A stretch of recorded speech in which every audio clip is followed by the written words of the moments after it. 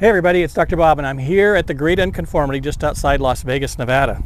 The Great Unconformity, I say? Yes. So instead of having to climb down to the bottom of the Grand Canyon to get a good view of it, here we are on the surface and we're able to put our hand on the Great Unconformity, or this creation foundation rock, and then right next to it to put our hand on the sediments that were laid down at the beginning of the flood. So it's a great opportunity because we don't have to climb down the bottom of the canyon. But what does it teach us? Well, it's called the Great Unconformity because to non-biblical geologists, there's over 1.1 billion years of sediments missing. When they date the Great Unconformity and they date these sandstone layers that appear on top of it, they're missing 1.1 billion years. Now, the reason they're missing those sediment loads that they expect to be there is because as the fountains of the Great Deep opened up, and the waters began to rise throughout the earth, these original sediments that had existed on top of the Great Unconformity were stripped off. And so what we have is a polished, smooth, level surface. That's why it's called the Great Unconformity, because it exists in many places throughout the world.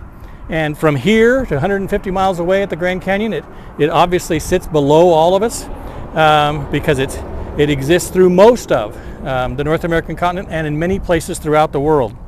And so as those sediments were stripped off, they were then redeposited onto the surface, but now with new characteristics and new configurations and new organisms in them, because as they now were stripped off and were redeposited, we would have seen first the coastal systems, and then the animals that lived higher and higher elevations, those animals that were not able to escape or get away, would have then ultimately been deposited.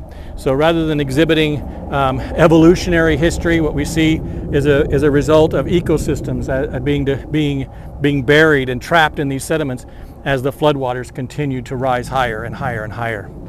So with the Great Unconformity and the sandstone that's laid on top of us, we have a great opportunity to recognize that the events recorded in the book of Genesis are true. The biblical account is accurate, and it is demonstrated in the features that we see in the world. So when people tell you there's no evidence for the Bible, no, there is everywhere, and we can predict what that evidence will be. When we say that when that great flood came, it would have stripped all these sediments off and redeposited them, that's exactly what we see.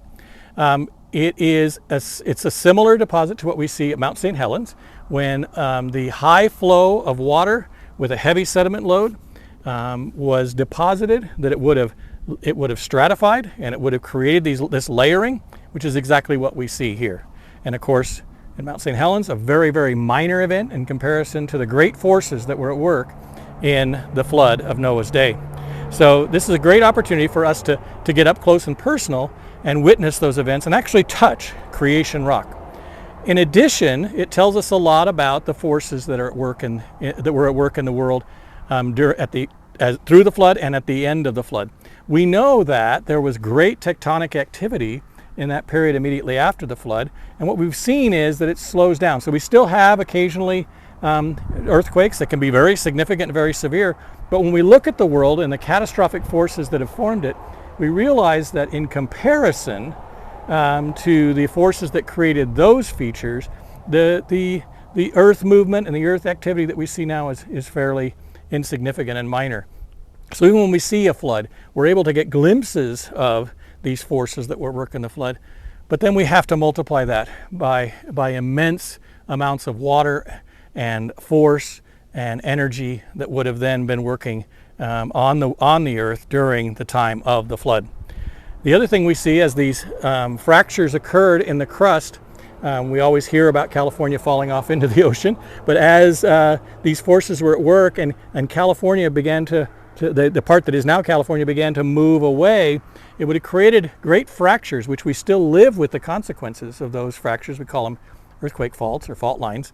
And where in the Grand Canyon we see these sediments stacked one on top of each other, what we have here is that they have laid on their side. So as those forces pulled these fractured sediments apart, they then start to fall over just as dominoes would.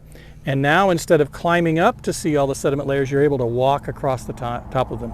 So as we walk across these hills and as we look at these different sediments that were deposited, we have the opportunity to walk through the days of the flood. It's an amazing opportunity, amazing experience to actually be able to see these sediments that were laid down in the flood and to walk across them instead of having to climb up a great canyon to get to them. So once more, it's an opportunity for us to recognize that it's okay to believe that the truth of God's Word is everywhere as we look around us.